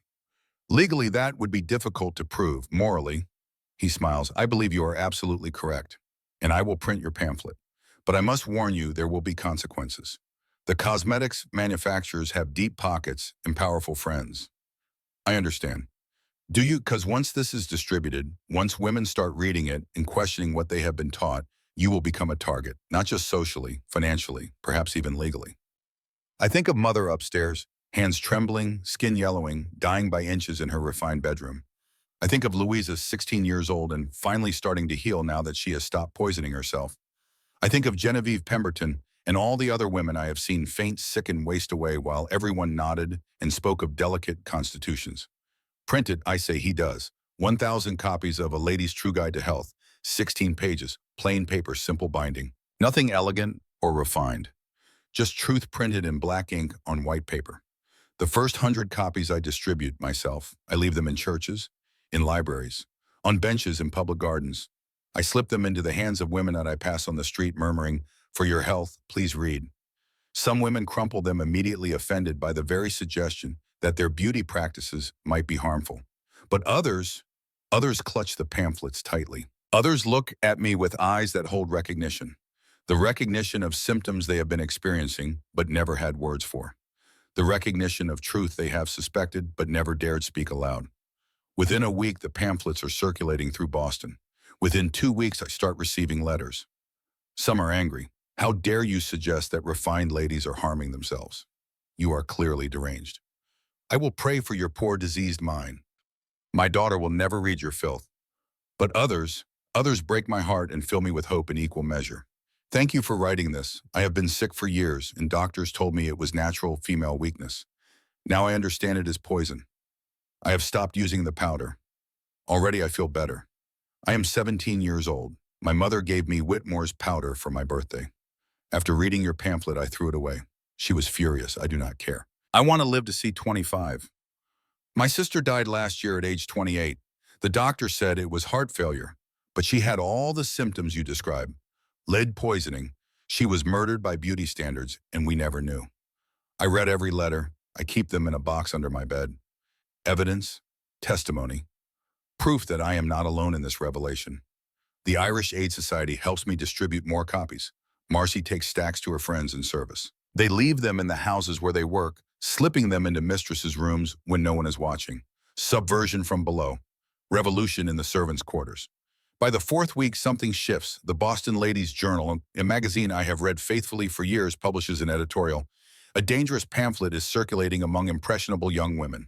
It makes unfounded claims about cosmetic safety and encourages unsanitary bathing practices. We urge all right-thinking ladies to disregard this hysterical screed and maintain proper standards of refinement. The editorial does not name me, but it does not need to. Everyone knows who wrote A Lady's True Guide to Health. Everyone knows that Theodora Whitlock, the ruined girl who lost her engagement to Beauregard Thornhill, is the source of this disruption. The social exile that began with my broken engagement becomes complete. Invitations stop arriving. Former friends cross the street when they see me. At church, women whisper behind gloved hands, their powder-white faces turning away. I do not care, or rather, I care less than I thought I would, because for every door that closes in Beacon Hill, another opens in the North End. For every refined lady who shuns me, 2 working women seek me out asking questions, wanting to learn. I become a teacher. In Mrs. O'Rourke's crowded room, I speak to groups of women about hygiene, real hygiene. Not the vinegar and perfume kind, but the soap and water kind. I demonstrate proper washing. I explain lead poisoning in terms anyone can understand. I answer questions about monthly courses and skincare and how to stay clean without poison. The women who come are not refined. They are laundresses and seamstresses and factory workers. They are immigrants with heavy accents. They are servants who risk their positions by attending, but they are alive, healthy, strong, and they are willing to learn. In September of 1876, Genevieve Pemberton dies. She collapses at her own wedding breakfast, a beautiful bride in white lace and white powder. She is conscious for perhaps an hour before her liver fails completely. The doctor lists cause of death as acute feminine crisis brought on by excitement. Dr. Blackwood, who is called but arrives too late, tells me privately that it was lead poisoning. Advanced, fatal, preventable. Genevieve was 23 years old. I attend the funeral. I am not welcome. Mrs. Pemberton glares at me from across the church, but I go anyway. I need to see. I need to bear witness. Genevieve's coffin is lined with white satin. Her face at death is painted white with powder. Even in death, even though the powder helped kill her, they powder her face for the viewing. Because appearance matters more than truth. Even in death. Especially in death. I stand before her coffin for a long time. Other mourners move past, dabbing at their powder-white faces with perfumed handkerchiefs. I hear whispers. Such a tragedy. So young. Her poor family. No one says we killed her. With our standards and our products and our insistence that pale skin equals virtue. We murdered her, and we will murder the next girl and the next until someone stops us. After the funeral, I return to Atticus Hartwell's print shop. I need to print more pamphlets, I tell him. 5,000 this time. 5,000, he blinks. Miss Whitlock, that will cost. I know what it will cost. I pull out the money Father has been quietly giving me. I also need to print something else. A longer work, a full account. Everything. Names, dates, symptoms, deaths. I want to document it all. That could be dangerous. Naming names, accusing specific companies. Genevieve Pemberton was 23 years old. She died this morning at her own wedding. From poison that her mother bought her, that society told her to use, that killed her slowly over 10 years. My voice shakes but does not break. I am done being safe. I am done being quiet. I am going to tell the truth, and I am going to name every single person and company that profits from these deaths. He studies me for a long moment. Then he nods. I will print it. But Miss Whitlock, you should know that Whitmore and Sons has already threatened to sue anyone who publishes accusations against them. They have lawyers, money, influence. So do I now. My father is Judge Cornelius Whitlock. He has promised to represent me if it comes to that. This is not entirely true. Father has not promised anything explicitly, but I feel in my bones that he will support me. Because Mother is dying in front of his eyes, and even Judge Cornelius Whitlock cannot ignore evidence presented that clearly. Over the next 6 weeks, I write my full account. Not a pamphlet this time. A book. I call it The Poisoned Mirror, a Boston Lady's Confession. I write about my own experience. 11 years of powder, the trembling hands, the damaged skin, the slow poisoning that everyone called refinement. I write about Mother. 38 years of faithful adherence to beauty standards. 38 years of poison accumulating in her bones, her impending death at 51. I write about Genevieve and all the other young women who have died. I name them. I list their ages. I describe their symptoms. And I name the companies. Whitmore and Sons, Beaumont Cosmetics, Palmer's Perfect Powder, every manufacturer who has grown rich selling poison to women, knowing it was poison, choosing profit over lives. I write about the hidden practices, the urine facials, the ash deodorant, the onions under pillows, the hair-burning rituals, the lack of proper undergarments, the beds unchanged for months, every shameful secret that refined ladies hide. I write with the fury of someone who has been lied to for her entire life, with the grief of someone watching her mother die, with the desperate hope of someone trying to save her sister. The manuscript is 200 pages when I finish. Atticus reads it in one sitting, then looks up at me with something like awe. This is extraordinary, Miss Whitlock, and it will destroy you, socially, financially, perhaps legally. Are you certain? I think about the box of letters under my bed, women thanking me for saving their lives, women sharing stories of sisters and mothers and daughters lost to poison disguised as beauty. Print it, I say. He prints 500 copies. Father pays, though his face is grim when he sees the final accounting. $250, half a year's income for many families. But Father writes the check without comment. Your mother asked me today why you have become so difficult, he says as he signs his name. Why you cannot simply be a normal young lady. What did you tell her? I told her that you are trying to stay alive, and that perhaps normal young ladies do not live very long. He hands me the check. She did not understand, but I think somewhere deep down she knows you are right, and that terrifies her more than anything. The book is published in November of 1876. By December, I am being sued by 3 separate cosmetics companies for defamation. Father, true to my hopes, represents me without hesitation. The trial begins in February of 1877. Whitmore and Sons versus Theodora Whitlock. They are suing for $10,000 in damages. They claim I have defamed their product with false accusations. They have hired the finest lawyers in Boston. They are confident they will win.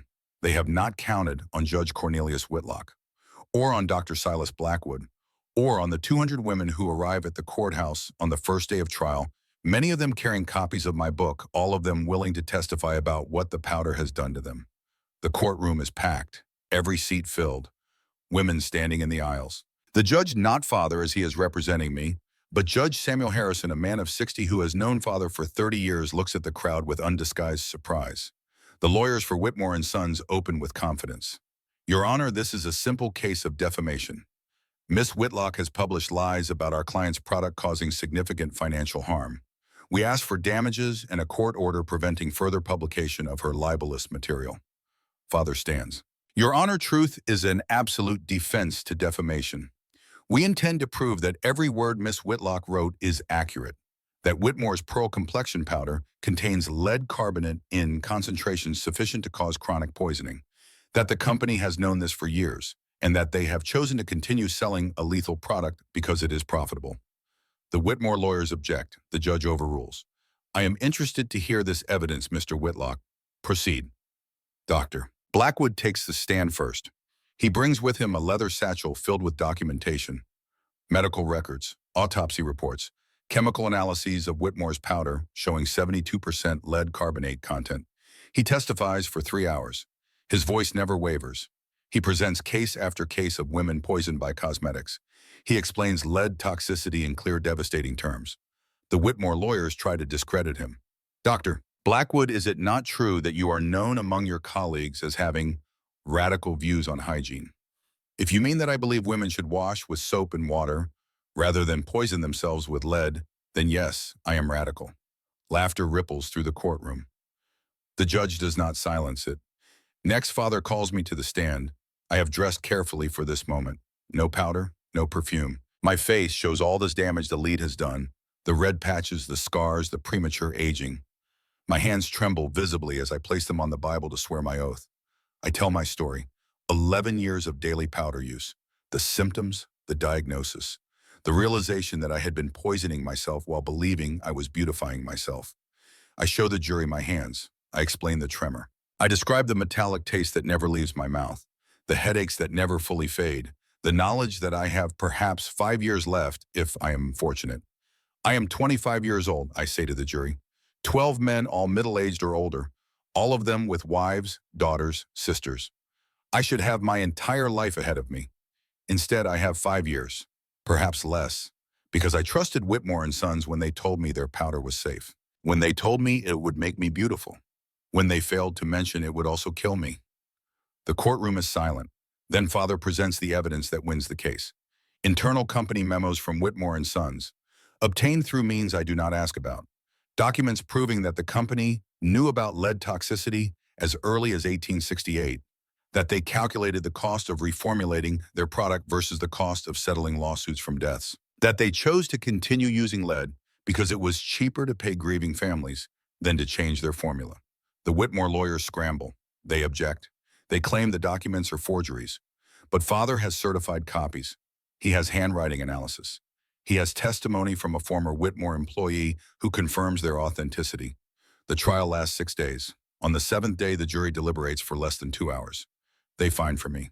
Not only do they dismiss Whitmore's defamation claim, they recommend that the district attorney investigate the company for criminal negligence.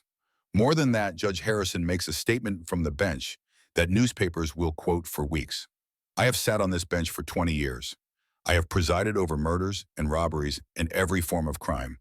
But I have never seen anything so coldly calculated, so deliberately evil as what has been presented in this courtroom. Whitmore and Sons knew their product was poisonous. They knew it was killing women, and they continued to sell it because profit mattered more than lives. He looks directly at the Whitmore lawyers. I am recommending that the state legislature investigate all cosmetic manufacturers. What has been done to the women of Massachusetts is unconscionable. It must end. The courtroom erupts, women cheer, reporters rush for the doors racing to file their stories. The Whitmore lawyers gather their papers in furious silence. I sit in my chair trembling, not from lead this time, from relief, from vindication, from the overwhelming realization that I have won. Father grips my shoulder. You did it, Theodora. We did it, I correct him. That night, the story is front-page news in every Boston paper. Cosmetics company exposed lead powder kills. Judge recommends investigation of beauty industry. Boston lady wins case against poison peddlers. By morning, three other cosmetics companies have announced they are reformulating their products to remove lead. By the end of the week, sales of all white powder products have dropped by 60%. The market has spoken, and it has chosen life over beauty. But winning the trial does not mean winning the war. Mother dies in April of 1877. She wastes away slowly, her liver failing, her skin turning the deep yellow of complete organ shutdown. She is lucid until the very end, which is perhaps the cruelest part. She knows she is dying, she knows why. On her final day, she asks to speak with me alone. I sit beside her bed. She is barely recognizable. The woman who was so particular about her appearance now lies in stained night clothes, her hair unwashed, her face free of powder, for perhaps the first time in 40 years. Without the cosmetic mask, I can see her clearly. The woman she might have been if she had been allowed to live instead of performing. Theodora. Her voice is a whisper. I was wrong. Mother, you do not need to. I do. I need to say it. She grips my hand with surprising strength. I taught you to poison yourself. I enforced every rule that was killing you. I called you difficult when you tried to save yourself. I was wrong about everything.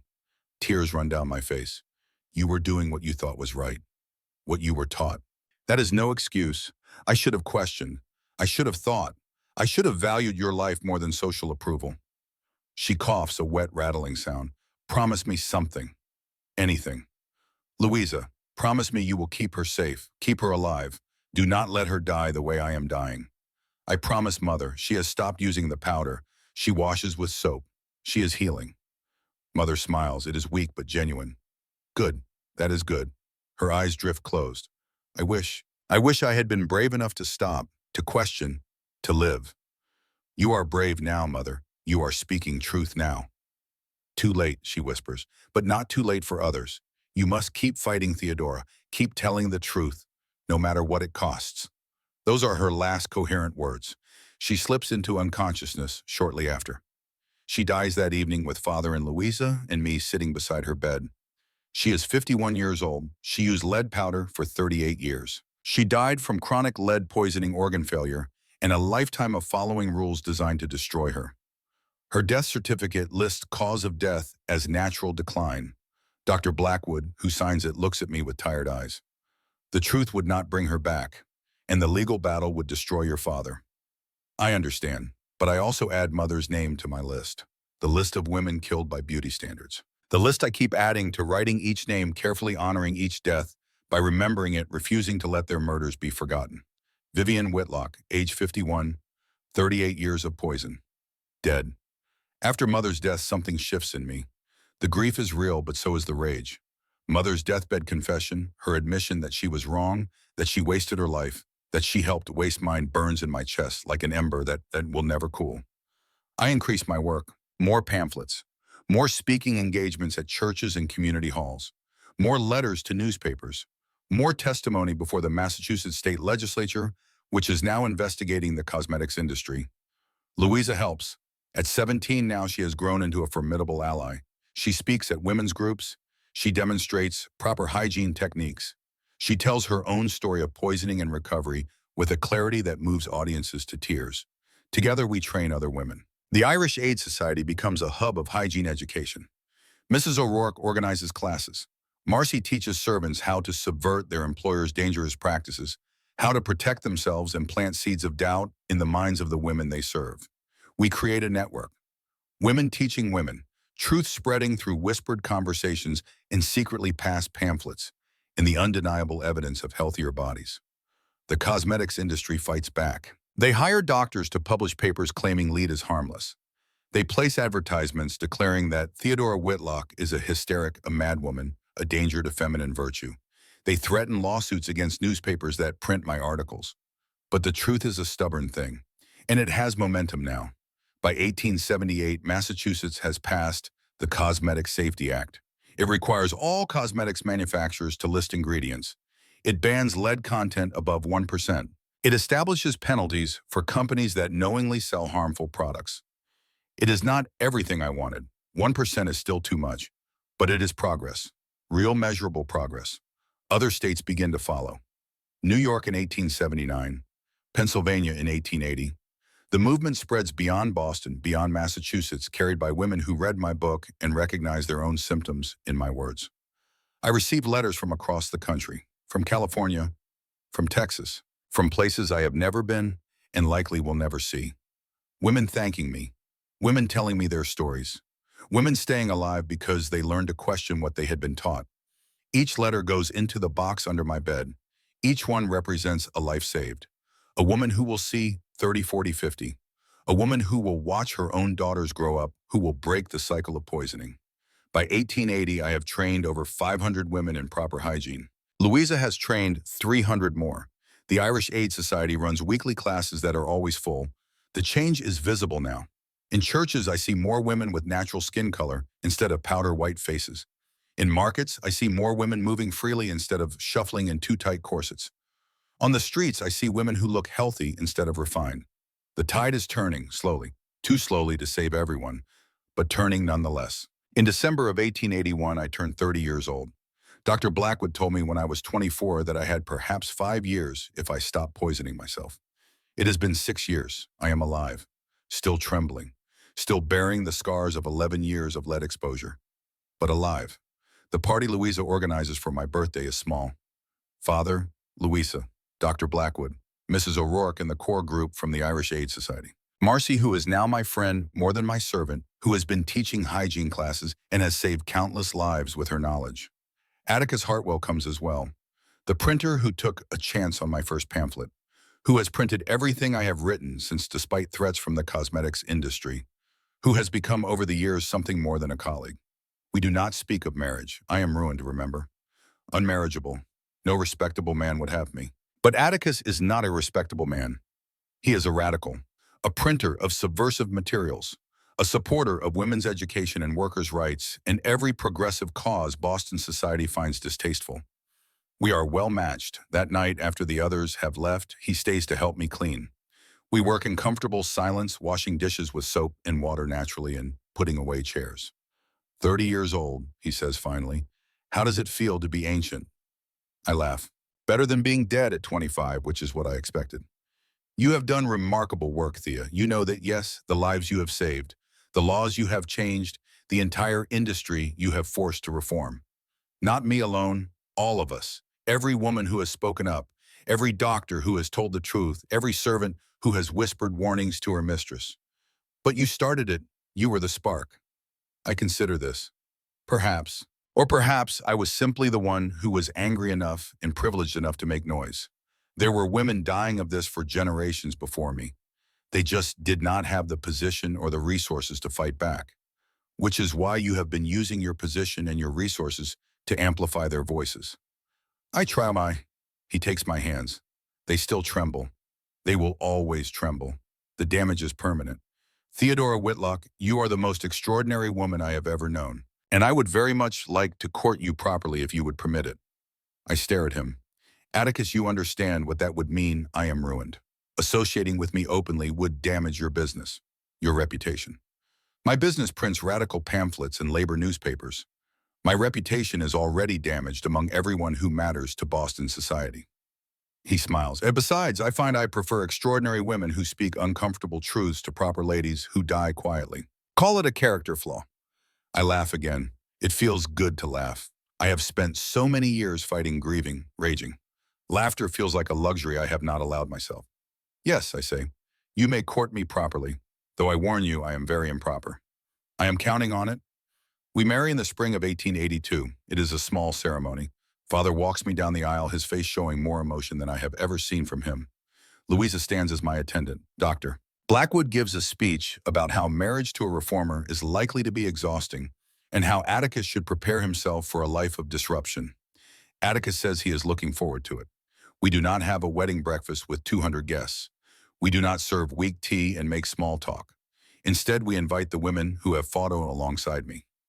Mrs. O'Rourke, Marcy, the teachers from the Irish Aid Society, the survivors of lead poisoning who are now helping others survive. We eat real food, strong tea, fresh bread, cheese that has not been selected for its delicate appearance but for its taste. We talk honestly about the work still to be done.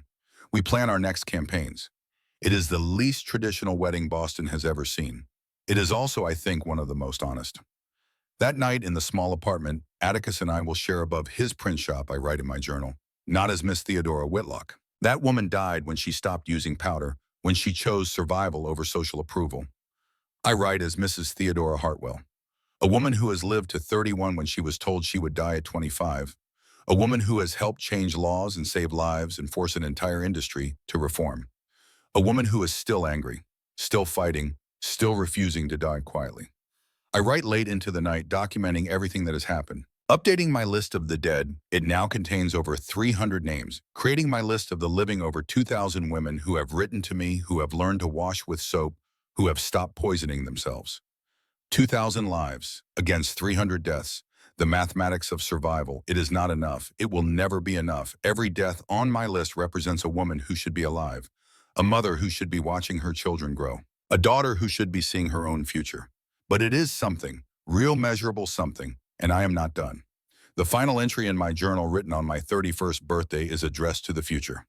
To the women who will read this long after I am gone, to the daughters of tomorrow, I write. My name is Theodora Whitlock Hartwell. I was born in 1846 in Boston, Massachusetts. I was poisoned for 11 years by products that were marketed as beauty essentials. I was told that water was dangerous and powder was safe. I was told that restricting my breathing was refined and breathing deeply was common. I was told that suffering in silence was virtuous and speaking uncomfortable truths was hysterical. I was lied to about everything. By the time I learned the truth, the damage was done. My hands will tremble for the rest of my life. My liver is permanently scarred. I will likely not see 50, but I will see 40. And I will use every year I have been given to fight for the women who come after me. I cannot undo the past. I cannot bring back my mother or Genevieve Pemberton or the hundreds of other women whose names I have documented. But I can make their deaths mean something. I can ensure that fewer daughters follow them into early graves. This is my legacy, not refinement, not beauty, not the appearance of perfection. Truth, survival.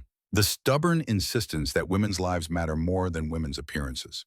If you are reading this, you live in a world that is different from mine. I hope it is better. I hope you can bathe without being called common. I hope you can breathe deeply without being called unladylike.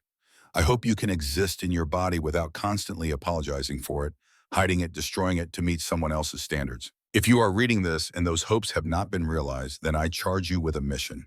Count the bodies. Name the killers. Refuse to shut up. Do not accept that suffering is the price of being female. Do not accept that pain is the cost of beauty. Do not accept that silence is the mark of virtue. Question everything, especially the things everyone agrees on, especially the things that hurt you, especially the things you are told never to discuss. I started this fight because I was dying and I got angry about it. I continue it because too many women are still dying and I am still angry about it. When I am gone, I hope others will carry this anger forward. Not the destructive kind that burns everything, but the productive kind that builds something better from the ashes of broken systems. Be angry, be loud, be alive. That is the only beauty standard that matters. With hope for your future and love from the past, Theodora Whitlock, Hartwell, Boston, Massachusetts, December 1881. I do not live to see 50. Dr. Blackwood was right about that. The lead damage is too extensive, too deep in my bones and organs. I die in November of 1884, 3 weeks before my 33rd birthday. But I die having accomplished something.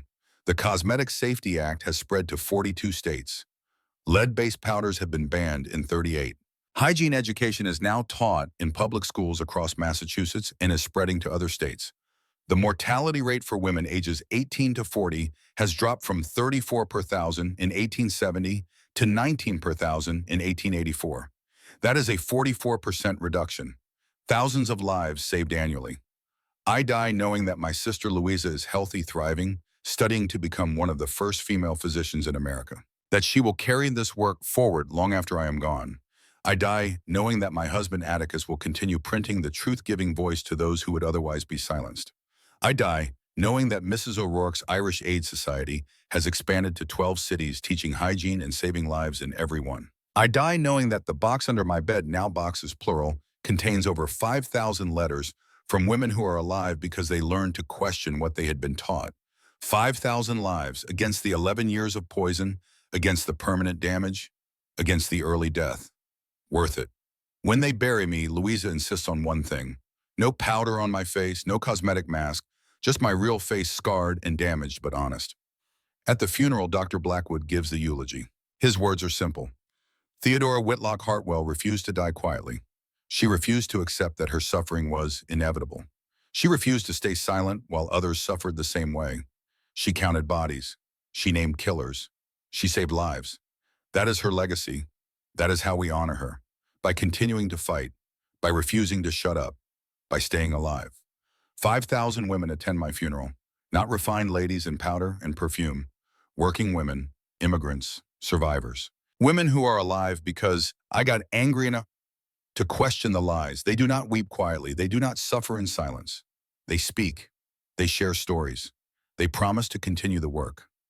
This is how revolutions persist, not through individual heroes who fight alone and die martyrs, but through communities of ordinary people who learn to question, to share knowledge, to support each other in staying alive. I am not a hero. I am simply a woman who got poisoned, got angry, and got loud about it. But I am part of something larger. A movement of women choosing survival over silence, life over appearance, truth over comfort. And that movement does not die with me. It grows. One woman, 11 years of poisoning, 9 years of fighting. Result? Cosmetic Safety Act passed in 42 states by 1900. Leading cosmetics banned in 48 states by 1910. Female mortality ages 18 to 40 reduced from 34 per thousand, 1870, to 8 per thousand, 1900.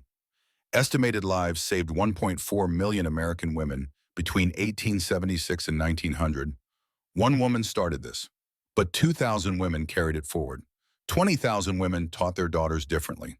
200,000 women questioned the lies they had been told. 2 million women over 3 generations chose to live instead of dying beautifully. The cosmetics industry adapted. They reformulated. They stopped using lead. Not because they wanted to, because they were forced to. Because women like Theodora Whitlock refused to shut up. Because women like you reading this now continue to refuse. The fight is not over. Different products, different standards, different lies. Same basic structure, profit over people appearance, over health, silence over survival. Your mission, if you choose to accept it, count the bodies. Name the killers. Refuse to shut up.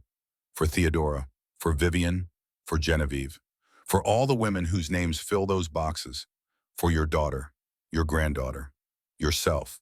Choose life. Choose truth. Choose fighting. And never ever die quietly.